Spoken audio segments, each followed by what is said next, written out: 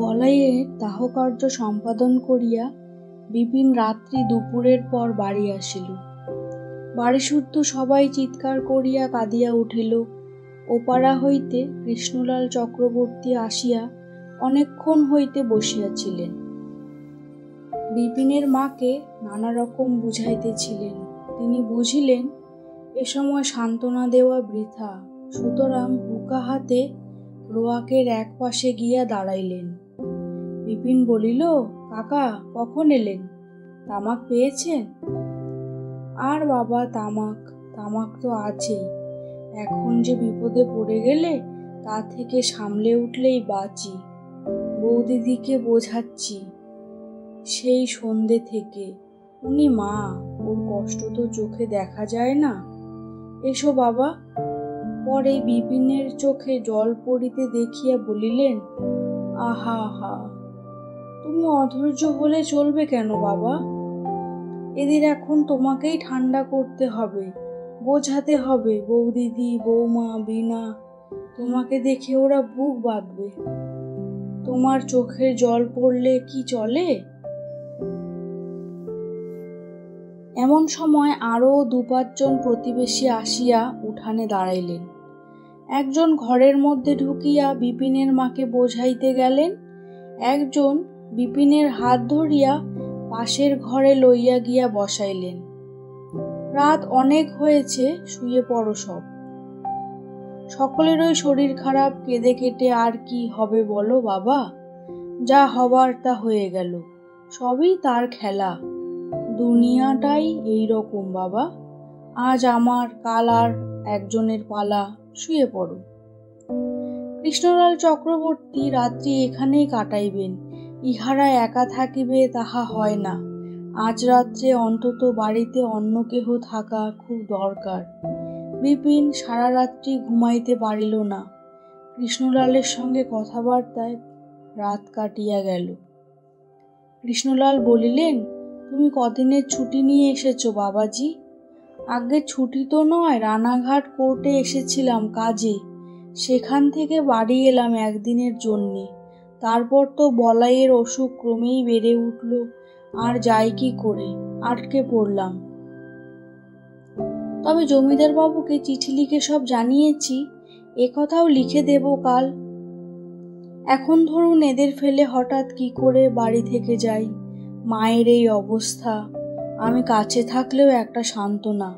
তারপর ছোড়াটার শ্রাদ্ধ শান্তির একটা ব্যবস্থাও আমি না থাকলে কি করে হয় বলুন? শ্রাদ্ধ শান্তি আর কি, তিল কাঞ্চন করে 12টি ব্রাহ্মণ খাইয়ে দাও। এ তো জাকিয়ে শ্রাদ্ধ করার কিছু নেই, কোনো রকমে শুদ্ধ হওয়া। সকালের দিকে মা চিৎকার করিয়া কাঁদিতে লাগিলেন দেখিয়া বিপিন বাড়ি হইতে বাহির হইয়া গেল। গ্রামের মধ্যে কাহারও বাড়িতে ভালো লাগে না। সকলে সহানুভূতি দেখাইয়া আহা উহু করিবে। বর্তমান অবস্থায় বিপিনের তাহা অসহ্য মনে হইতে লাগিল। ভাবিয়া চিন্তিয়া সে আইনদ্দির বাড়িতে গেল, পাশের গ্রামে। আইনদ্দির বয়স 100 বছর হইলেও অন্তত সে বলে বসিয়া থাকিবার পাত্র সে নয়। বাড়ির উঠানে একটা আমড়া গাছের ছায়ায় বসিয়া বৃদ্ধ জালের সুতা পাকাইতেছিল। বাবা ঠাকুর, সকালে কি মনে করে? বসো, তামাক খাবা? সাজি দাঁড়াও। আইনর্দির সঙ্গেই তামাক খাইবার সরঞ্জাম মজুদ। সে চকমকি ঠুকিয়া শোলা ধরাইয়া হাতে করিয়া শোলার টুকরাটি কয়েকবার দোলাইয়া লইয়া কলিকায় কাঠকয়লার উপর চাপিয়া ধরিল। বিপিন বলিল, চাচা, দেশলাই বুঝি কখনো জ্বালাও না? ওসব আজকাল উঠেছে বাবা ঠাকুর, ওসব তোমাদের মতো ছেলে ছোকরারা কেনে। শোলা চকমকির মতো জিনিস আর আছে?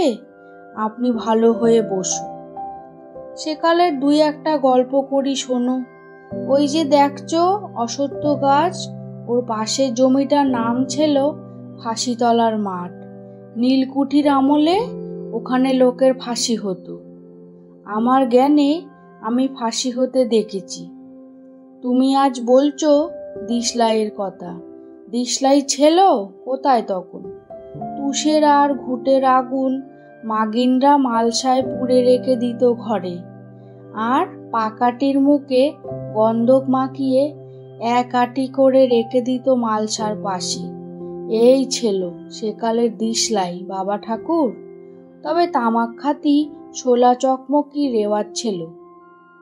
চাঁদমারির বিলি ছোলার জঙ্গল এক বোঝা তুলে এনে শুকিয়ে রাখো, ভোর বছর তামাক খাও, একটা পয়সা খরচ নেই।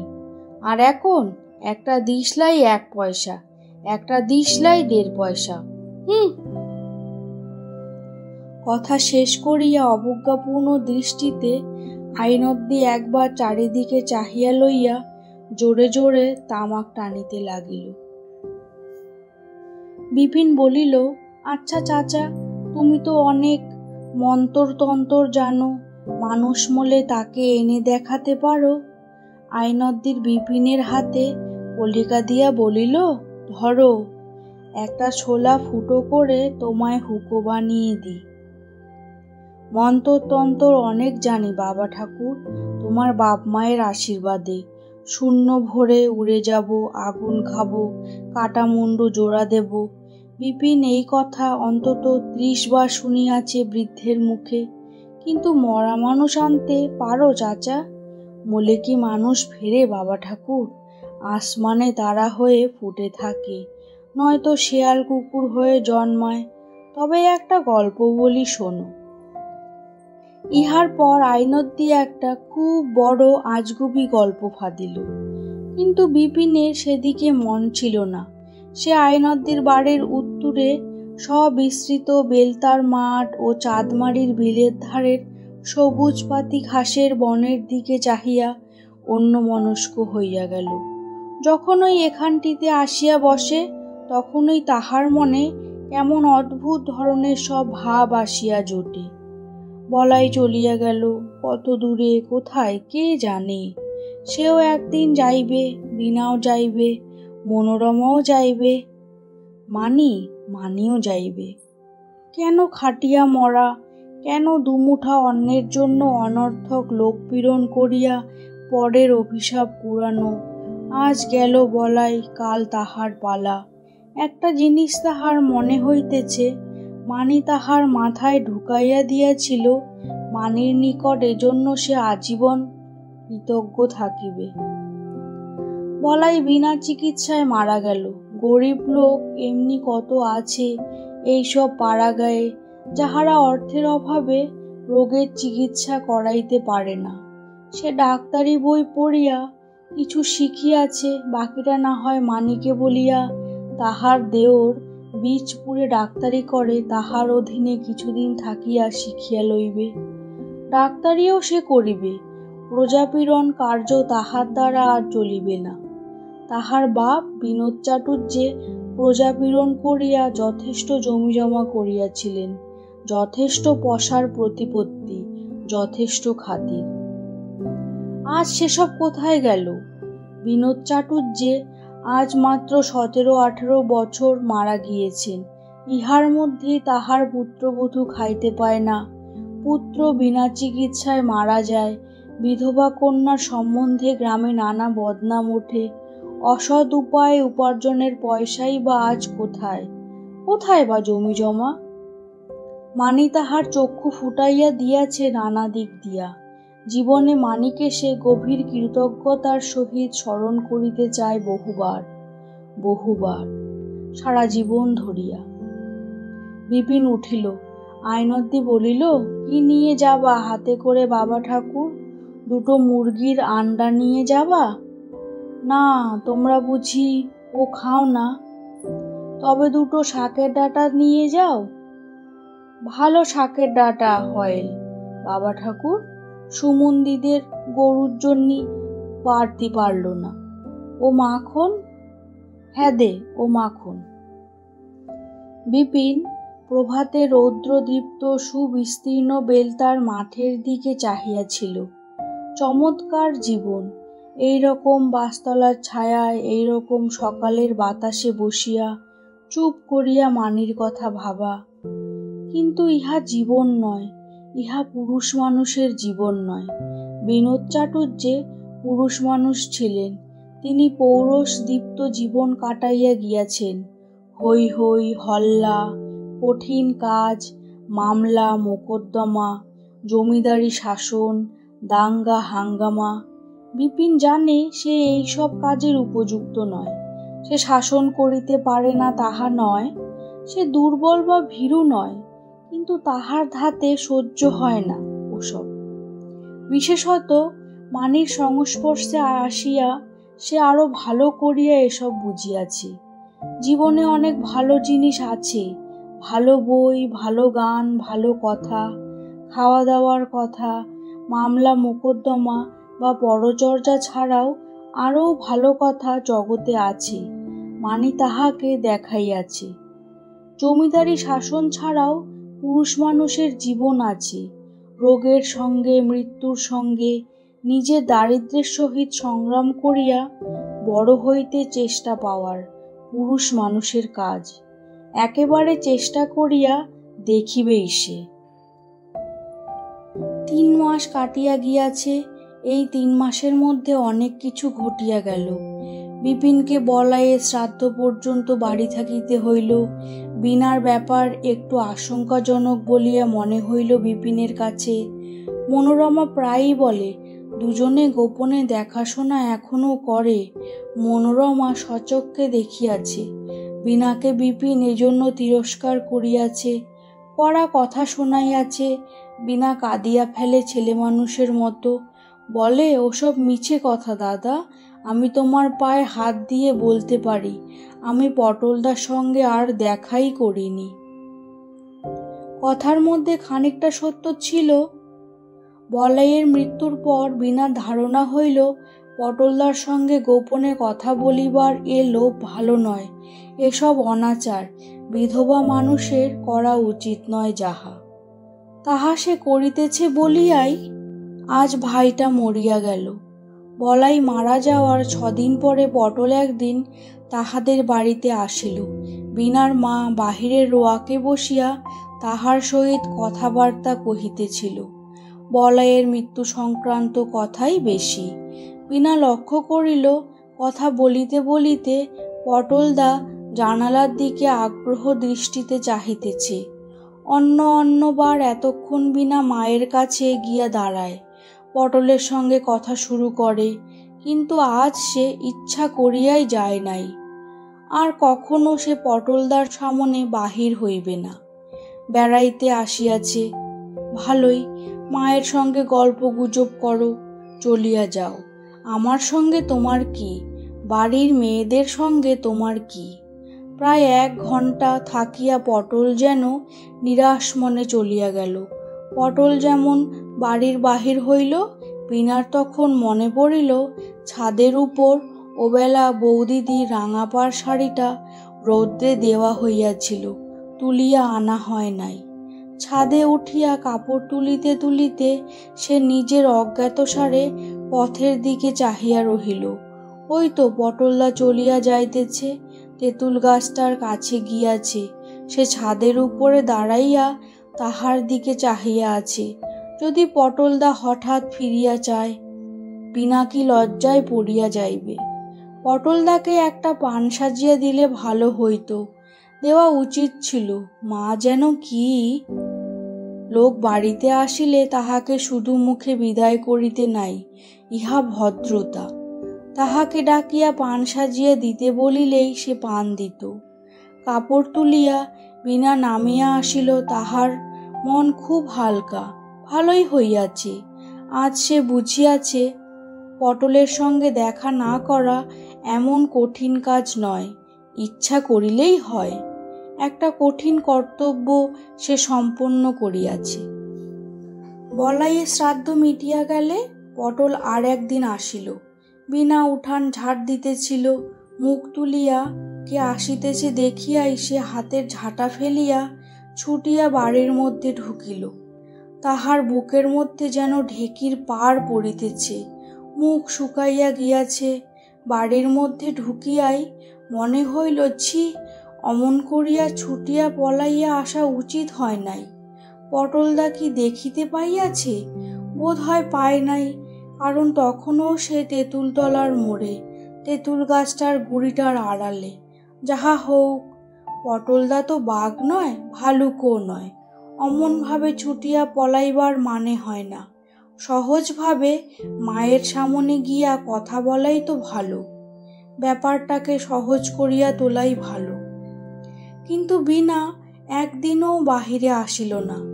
এমনকি যখন পটল জল খাইতে চাহিল, বিনার মা বলিলেন, ও মা বিনা, তোর পটলদাকে 1 গ্লাস জল দিয়ে যা। বিনা নিজে না গিয়া বিপিনের বড় ছেলে টুনুর হাত দিয়ে জলের গ্লাস পাঠাইয়া দিল।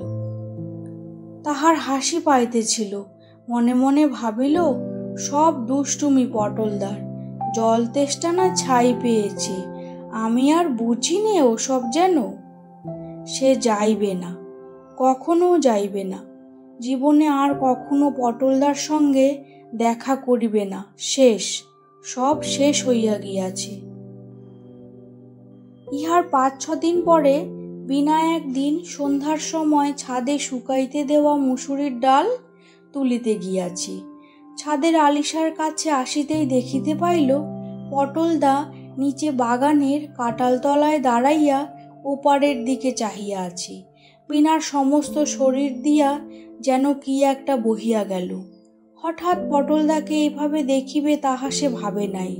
কিন্তু আজ কয়দিন বিনা দুপুরে ও বিকালের দিকে নির্জনে থাকিলেই ভাবিয়াছে পটলদার কথা, অন্য কিছু নয়। সে শুধু ভাবিয়াছে এই কথা, আচ্ছা এই যে 2 দিন সে পটলদার সঙ্গে ইচ্ছা করিয়াই দেখা করিল না, পটলদা কিভাবে লইয়াছে জিনিসটা? খুব চটিয়াছে কি?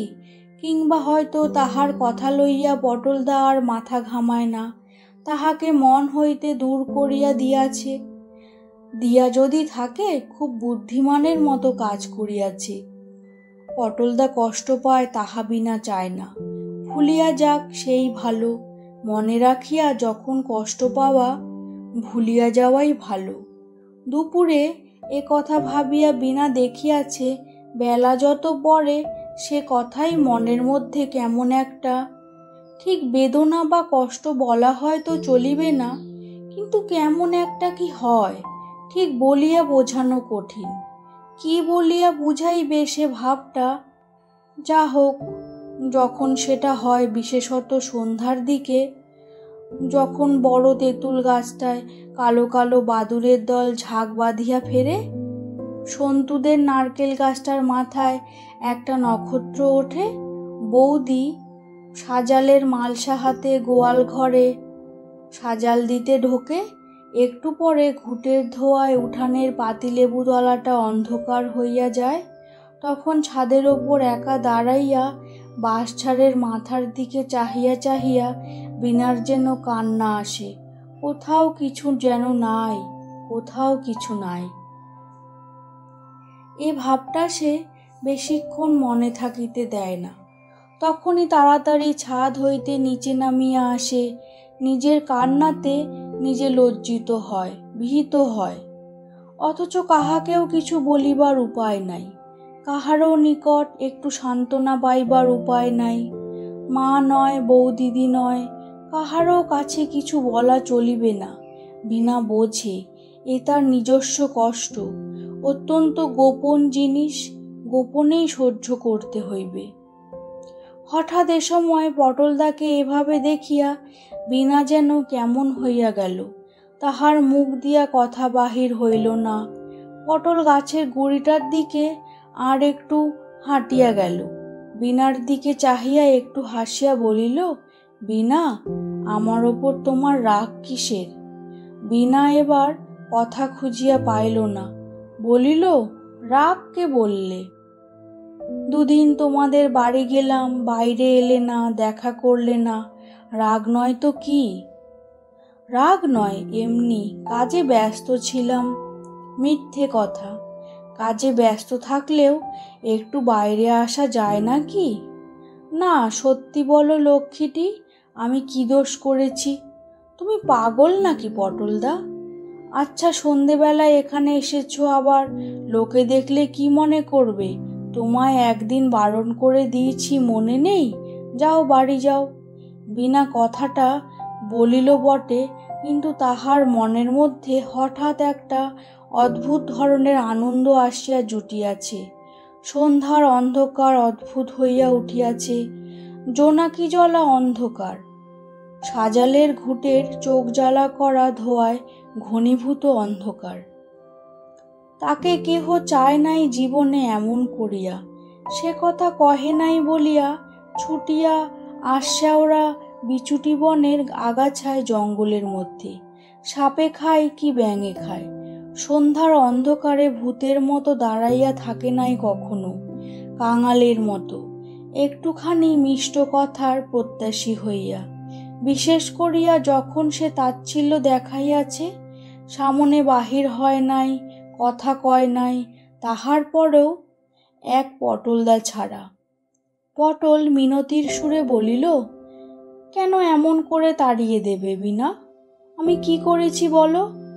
তুমি কিছু করনি, কিন্তু তোমার সঙ্গে আমার কথাবার্তা চলবে না। কেন চলবে না বিনা? কেউ পছন্দ করে না। কেউ মানে কে? কে শুনতে পাবো না? না, তা শুনে কি হবে?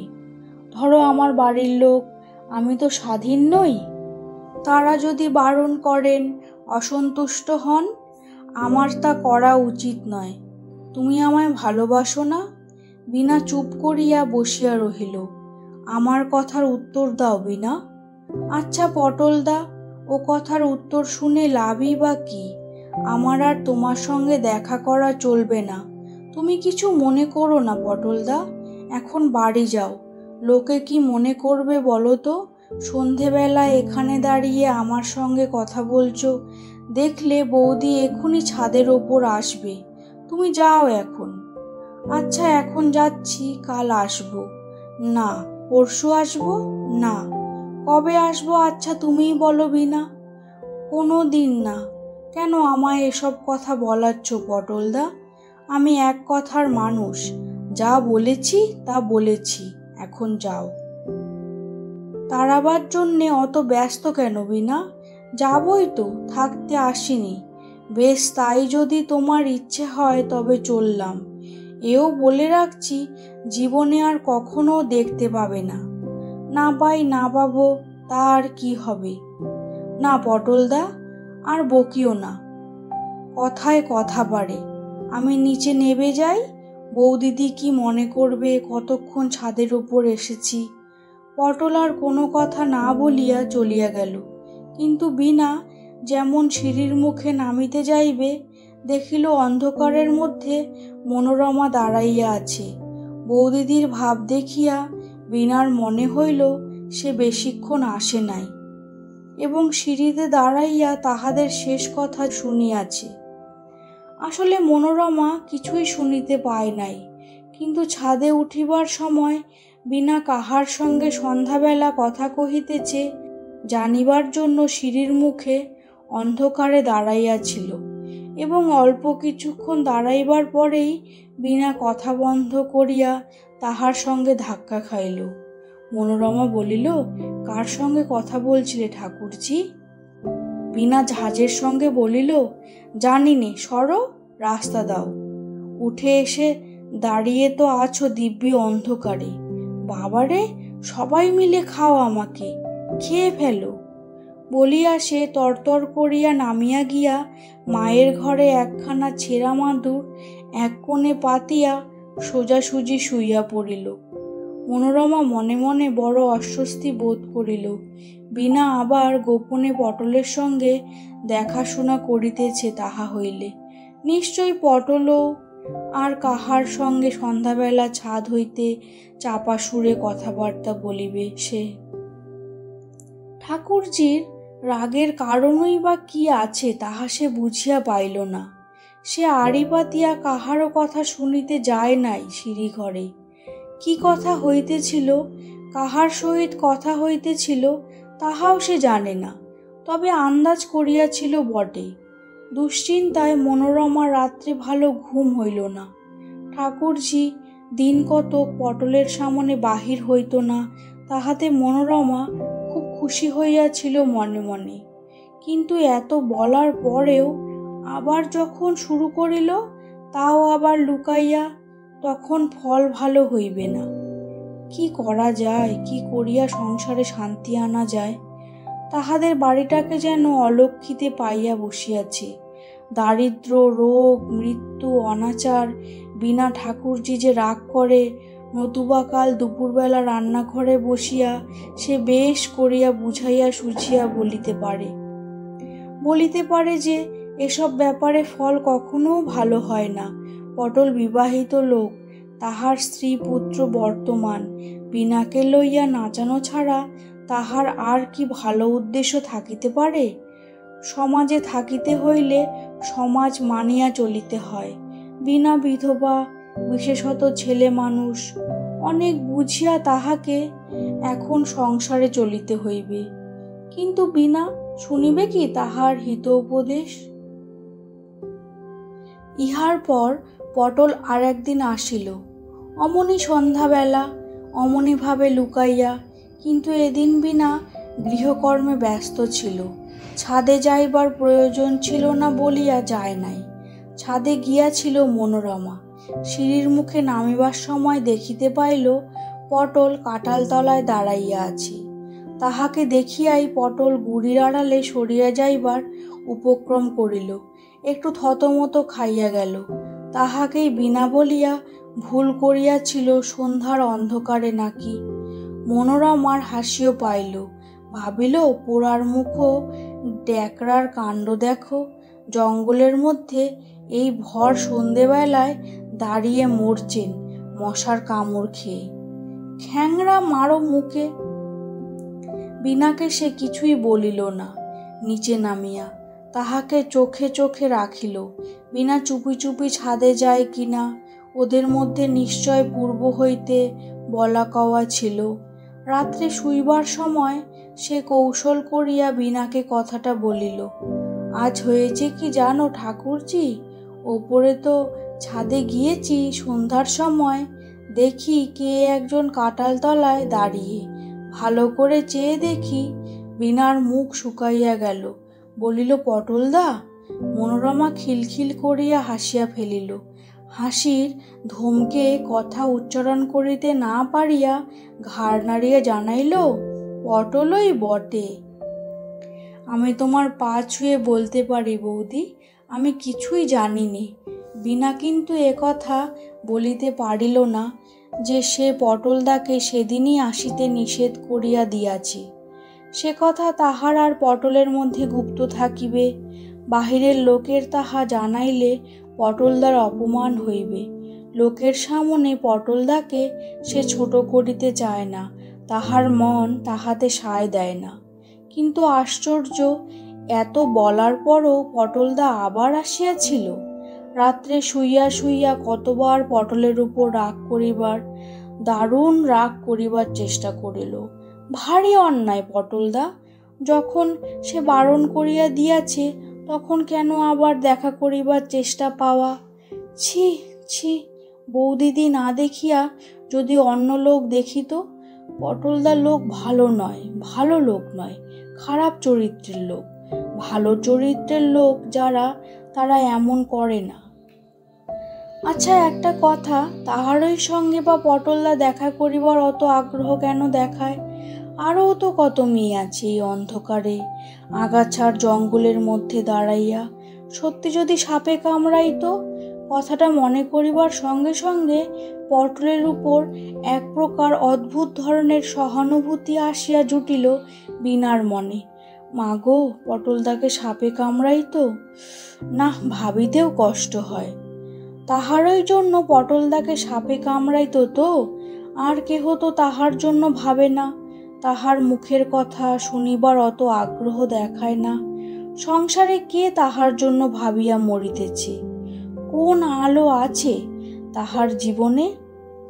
এই শূন্য অন্ধকার জীবনের মধ্যে তবুও পটলদা তাহার সঙ্গে একটু কথা কহিবার ব্যাকুল আগ্রহে রাত্রি অন্ধকার, সাপের ভয়, মশার কামড়, লোকনিন্দা, অগ্রাহ্য করিয়া চোরের মতো দাঁড়াইয়া থাকে ভাঙা কোঠার পাশের জঙ্গলের মধ্যে, যেখানে বিছুটি জঙ্গল এমন ঘন যে দিন মানেই যাওয়া যায় না।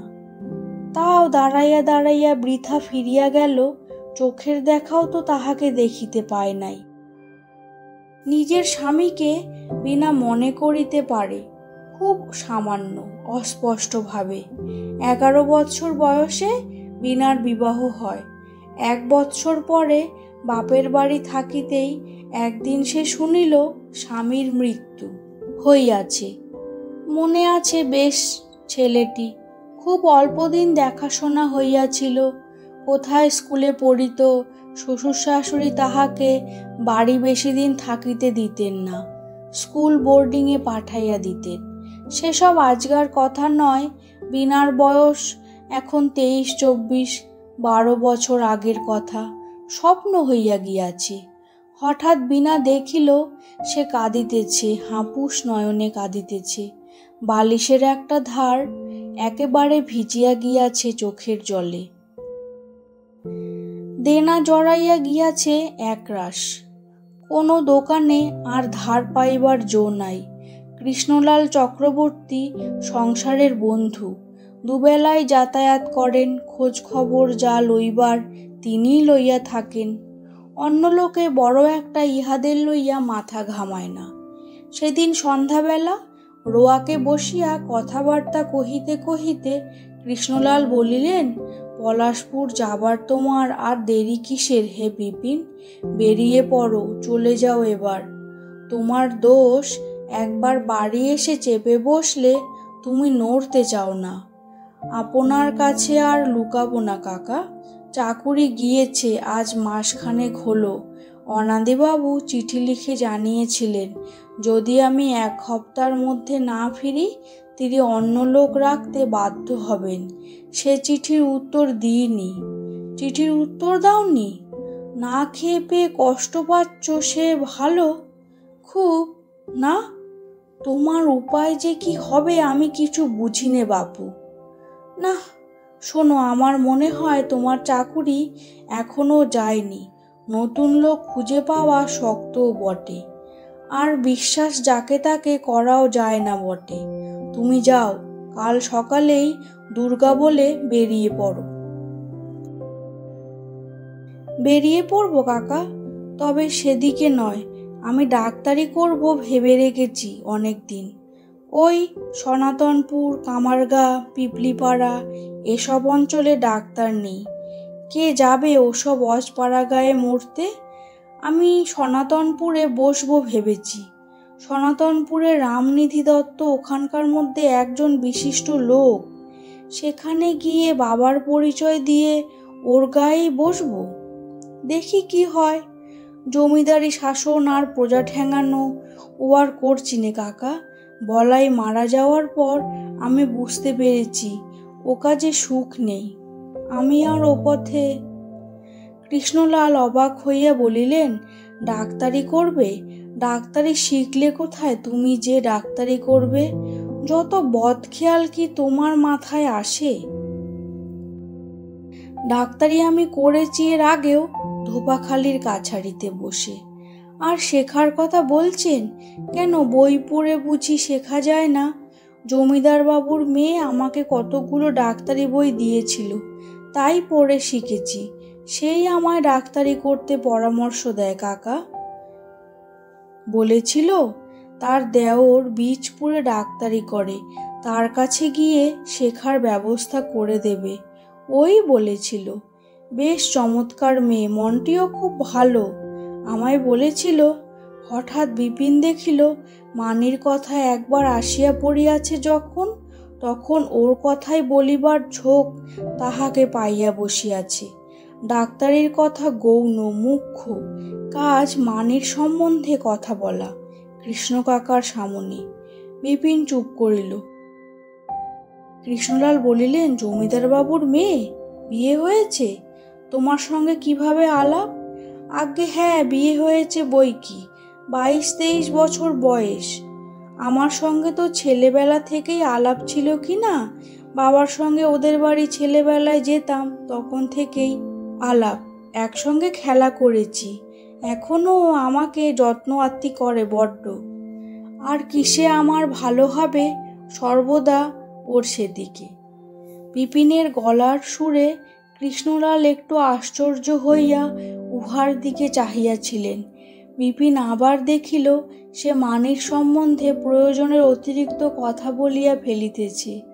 কি যেন অদ্ভুত নেশা, মানির সম্বন্ধে কতকাল কাহারও কাছে কোনো কথা বলে নাই।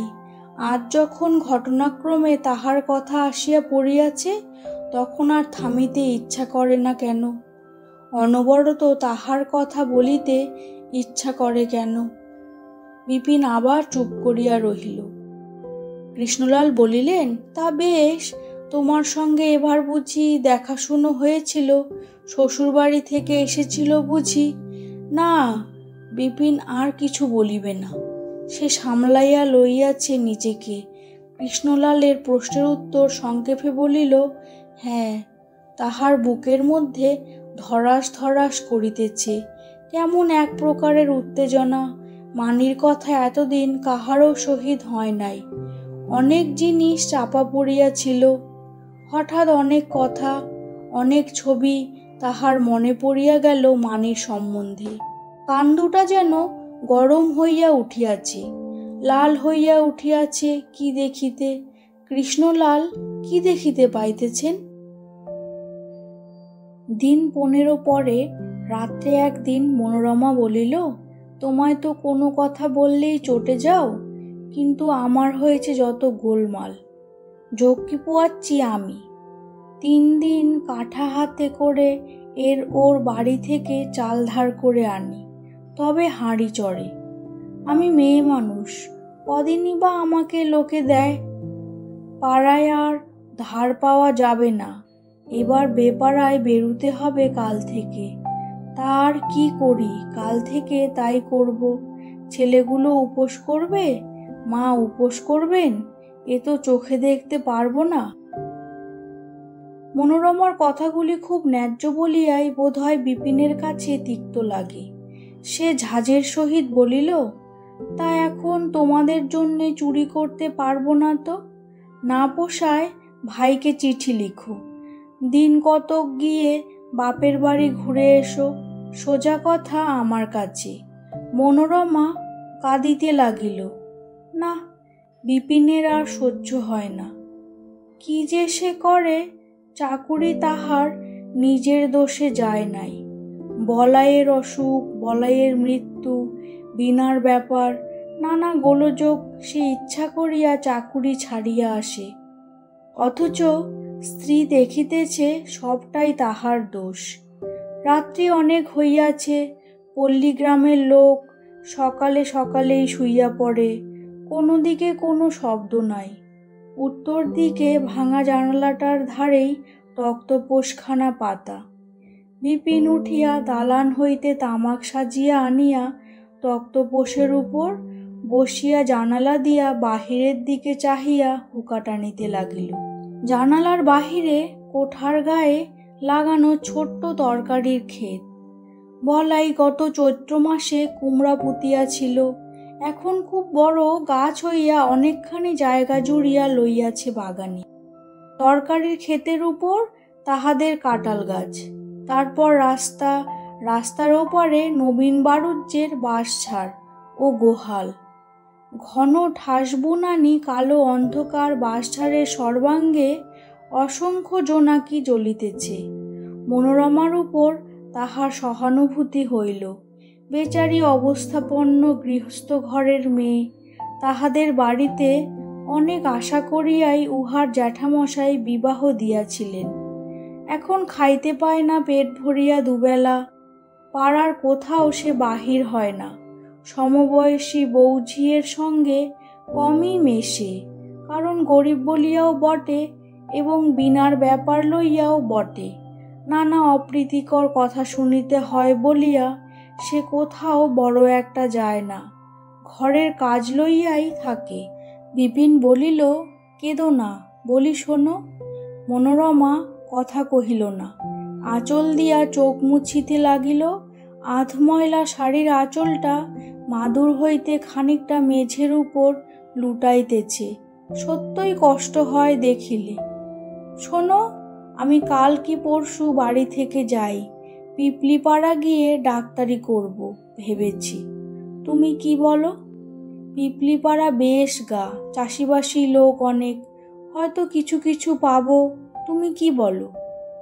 স্বামী তাহার মতামত চাহিতেছে, ইহা মনোরমার কাছে এক নূতন জিনিস বটে। সে একটু আশ্চর্য হইল, খুশিও হইল। চোখের জল মুছিয়া বিপিনের দিকে চাহিয়া বলিল, তুমি ডাক্তারি জানো? জানি তো, ধোপাখালি থাকতে রুগী দেখতাম। কোথা থেকে শিখলে ডাক্তারি? বই পেয়েছিলাম জমিদার বাড়ির। মানে লাইব্রেরি থেকে। বেশ বড় লাইব্রেরি আছে কিনা ওদের বাড়ি? মনোরমার পিতৃগৃহ গোয়ারি কৃষ্ণনগর। সে বলিল, লাইব্রেরি আবার কি? লাইব্রেরি তো বলে আমাদের পাড়ায় মস্ত লাইব্রেরি আছে গোয়ারিতে। জেঠিমা বই আনতেন, আমরা দুপুরবেলা পড়তাম। ওই হলো। তা আমি বলছিলাম কি, দিন কতকের জন্য একবার ঘুরে এসো না কেন সেখানে? আমি একটু সামলে নিই, যদি পিপলিপাড়ায় লেগে যায় তবে পুজোর পরেই নিয়ে আসবো। এখন কি বলো? মনোরমা বলিল, সেখানে যাব কোন মুখ নিয়ে?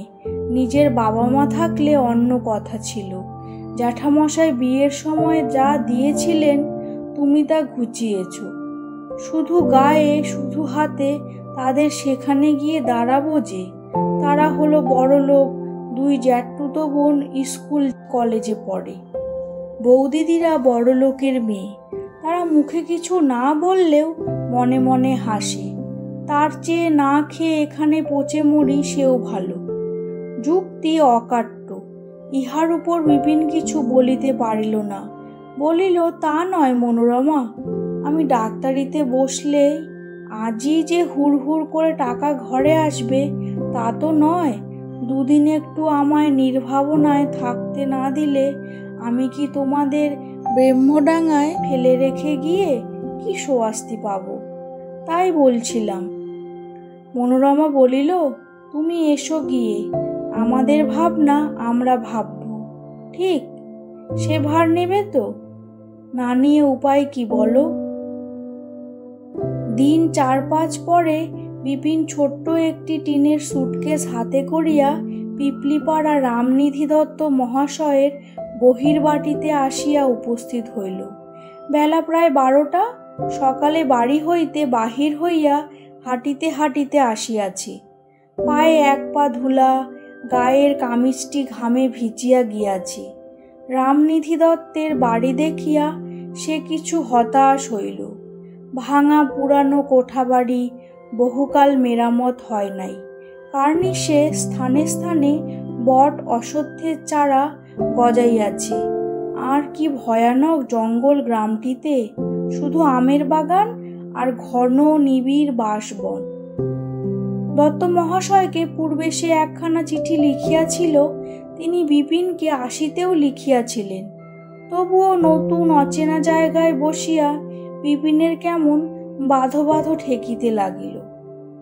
বাহির বাটিতে চণ্ডীমণ্ডপে উঠিয়া সে সুটকেসটি নামাইয়া একখানা হাতল ভাঙা চেয়ারের উপর বসিয়া চারিদিকে একবার চাহিয়া দেখিল।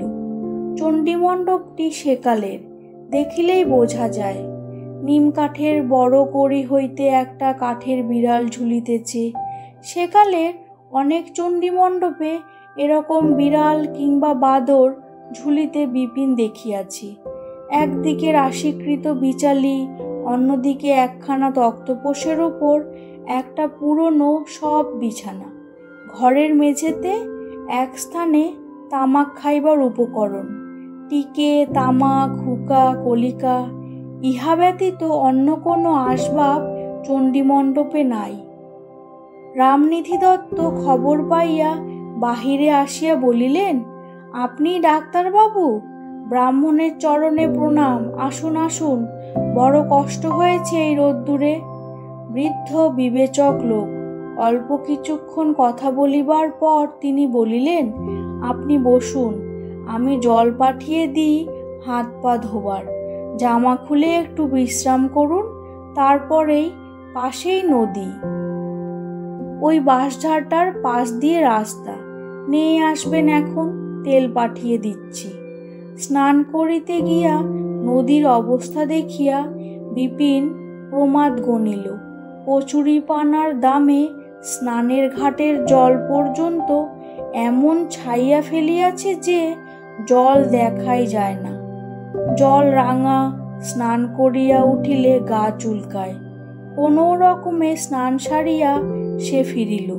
বৃদ্ধ বলিলেন, এত বেলায় রান্না করতে গেলে আপনার যদি কষ্ট হয় তবে বলুন, চিড়ে আছে, দুধ আছে, ভালো কলা আছে, নারকেল কোড়া আছে, আনিয়ে দিই। ওবেলা বরং সকাল সকাল রান্নার ব্যবস্থা করে দেব এখন। ইতিমধ্যে 10-11 বছরের একটি ছেলে একখানা রেকাবিতে এক পাশে খানিকটা নারকেল কোড়া আর এক পাশে একটু গুড় লইয়া আসিল। বৃদ্ধ বলিলেন, জল খেয়ে নিন, সেই কখন বেরিয়েছেন, ব্রাহ্মণ দেবতা, স্নানান্নিক না হলে তো জল খাবেন না, কষ্ট কি কম হয়েছে? ওরে, জল আনলি নে, খাবার জল ঘটি করে নিয়ে আয়, সন্ধে আহ্নিক হয়েছে কি? বিপিন দেখিল দত্ত মহাশয় গোঁড়া হিন্দু। এখানে যদি সুনাম অর্জন করিতে হয় তবে তাহাকে সব নিয়ম কানুন মানিয়া আচারনিষ্ঠ ব্রাহ্মণ সন্তান সাজিয়া থাকিতে হইবে। সুতরাং সে বলিল, সন্ধে আহ্নিক নদী থেকে সারব ভেবেছিলাম, কিন্তু তা তো হলো না। এখানেই একটু, হ্যাঁ হ্যাঁ, আমি সব পাঠিয়ে দিচ্ছি, এখানেই সেরে নিন। ওহ, ভাগ্যে সে বাড়িতে পা দিয়াই এক ঘটি জল চাহিয়া লইয়া খায় নাই, তাহা হইলে এ বাড়িতে তাহার মান থাকিত না। অবস্থা বিপর্যয় ঘটিলে কি কষ্টেই পড়িতে হয় মানুষকে। তাহলে রান্নার ব্যবস্থা করে দেব, না চিড়ে খাবেন এবেলা? না না, রান্না আর এত বেলায় করতে পারবো না, এবেলা যা হয়। দত্ত মহাশয় মহাব্যস্ত হইয়া বাড়ির ভিতর চলিয়া গেলেন।